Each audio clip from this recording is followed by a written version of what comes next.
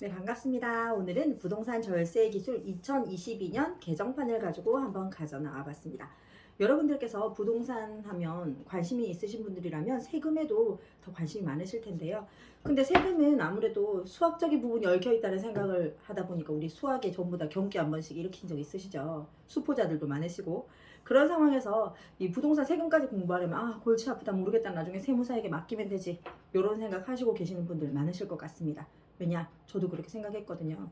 그런데 문제는 세무사분께 가서더라도 내가 어느 정도 알아야 세무사분님이 하시는 말씀을 알아들을 수 있죠.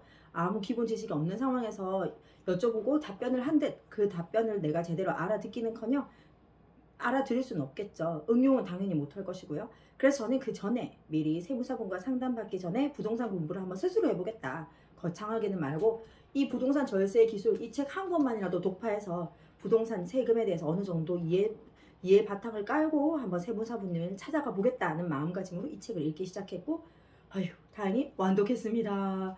완독하고 정리하고 있다가 여러분들과 공유하면 좋을 내용들이 많이 보여서 이렇게 오늘 가지고 나와봤는데요. 특히 오늘 첫 번째 시간에는 2주택자 비과세 혜택에 대해서 알아보도록 하겠습니다. 2주택자 비과세 하면 주택을 두 채 가지고 있는 사람이 어떻게 하면 비과세를 받을 수 있을까? 총 7가지 방법이 나와 있더라고요. 저 여태까지 일시적 2주택 방법밖에 몰랐는데 7가지나 있다니 여러분들 한번 같이 보실까요? 일시적 2주택이라고 하면 이사가는 분들을 위한 것이라고 쉽게 생각해 볼 수 있겠는데, 내가 다음에 이사갈 집을 미리 사놓는다. 그런데 내가 올해 지금 2023년이죠. 2023년 2월에 미리 집을 사놨다. 지금 살고 있는 집도 있고 이사갈 집을 미리 사놨다 하면 이런 경우에는 아무래도 비과세 혜택을 받기가 힘들고, 그 대신 올해가 아닌 내년에 내가 1년 첫 번째 주택을 매입한 이후에 1년 후에 두 번째 주택을 매입하고, 그 다음에 첫 번째 주택은 매입한 날로부터 2년 동안 보유하고 있다가 두 번째 주택을 매입하고 3년 이내에 첫 번째 주택을 팔면 비과세가 된다고 합니다. 그러니까 이 일시적 2주택 비과세 혜택에서는 1, 2, 3 법칙을 알아야 되겠죠? 그럼 제가 한번 예를 들어 보겠습니다. 2023년 1월 1일에 제가 A주택을 매입했습니다. 근데 이사가 너무 가고 싶어요. 그래서 일시적 2주택이라는 비과세 혜택이 있다는 것을 알고 제가 2024년 1월 1일 이후에 B주택을 매입해야 됩니다. 그리고 2015년 1월 1일까지, 그때까지는 A주택, 그러니까 2023년에 매입했던 그 A주택을 2년 이상 보유해야 됩니다. 그리고 2017년 1월 1일 안에 A주택을 매도해야 됩니다. 그러니까 B주택을 산 지 3년 안에 A주택을 매도하는 거죠. 그래야지 두 개 다 비과세를 받을 수 있습니다. 그리고 그 다음번 두 번째는 거주주택과 장기 임대주택 보유. 이건 주택 임대 사업자 등록을 한다는 전제 하에서 이루어지는 비과세 혜택이고요. 내가 만약에 거주주택이 있다. 근데 이 주택이 너무 천정부지로 오를 것 같다. 이거 양도세 내기 너무 아깝다. 그럴 때는 마침 나에게 그 주택이 두 채 더 있다 하면, 그 주택 한 채 더 있다 하면 그 주택을 가지고 있는 그 주택을 장기 임대주택으로 등록을 하는 겁니다. 한번 예를 들어 볼까요? 만약에 세 채를 보유하고 있다. 그러면 현재 집에서 2년 이상 전 세대원이 다 거주를 했다. 거주 경험이 2년 이상이 됐다. 그때 거주주택 잔금을 치르기 전에 나머지 2주택을 임대주택으로 등록을 합니다. 그러면 그 2주택은 비과세 판정 시에 임대주택이기 때문에 그 주택수에 포함이 되지 않습니다. 임대주택은 주택수에 포함이 안 된다고 하더라고요. 그럼 지금 거주하고 있는 이 1주택밖에 없죠. 그래서 이 1주택에 대해서는 비과세가 적용된다는 것입니다. 그런데 장기 임대주택을 등록하기 전에, 그러니까 나머지 두 개의 주택을 장기 임대주택 등록하기 전에 장기 임대주택 등록 요건에 대해서 알아봐야 됩니다. 장기 임대주택에 등록하기 위해서는 먼저 임대사업자 등록을 해야 되고, 그리고 이 주택은 공시지가 6억 원 이하여야 됩니다. 만약에 이게 수도권이 아닌 지방인 경우에는 3억 원 이하라고 합니다. 그리고 전국에 한 채 이상 있어야 되고, 또 5년 이상 계속 임대를 해야 됩니다. 뭐 장기적으로 팔 계획이 없는 주택이라면 상관없겠죠. 그리고 임대료 상승률은 5% 이내.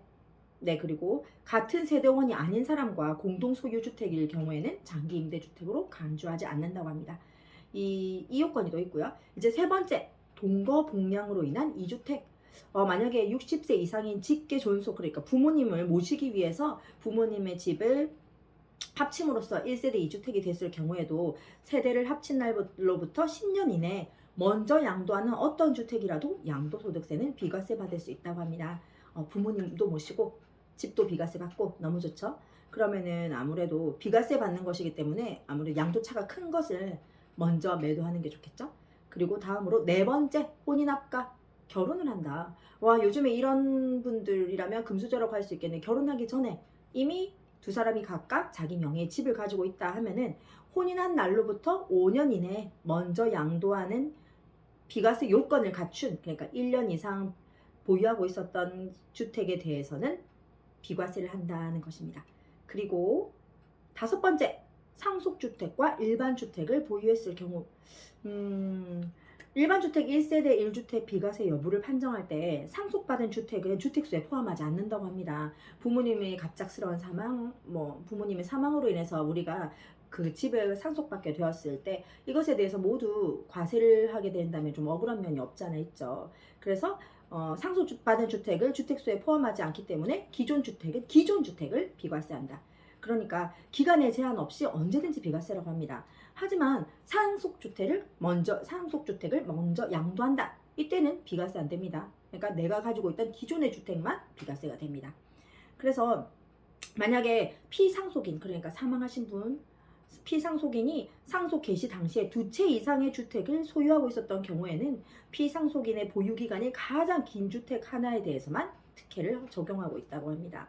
그리고 기타 등등 이 상속 부분에 대해서는 다른 세부 사항도 있으니까 한번 확인해 보시는 게 좋을 것 같습니다. 그리고 여섯 번째, 농어촌 주택과 일반 주택을 보유했을 경우 1주택 소유자가 요건을 갖춘 농어촌 주택 등을 취득해서 1세대 2주택이 된 경우에는 일반 주택이 비과세 요건을 갖추었다는 전제하에 일반 주택은 비과세가 된다고 합니다. 하지만 농어촌 주택을 먼저 양도할 때는 비과세가 안 된다는 점 명심하시기 바랍니다. 그리고 마지막으로 한 가지 더, 일곱 번째는 무엇이냐? 수도권의 거주자가 취하, 근무, 요양 등 이런 부득이한 상황으로 인해서 비수도권의 주택을 취득해야만 하는 경우, 이때는 이 부득이한 사유가 해소되고 나서 3년 이내에 그 일반 주택을 먼저 양도하게 되면 그때는 비과세가 적용된다고 합니다.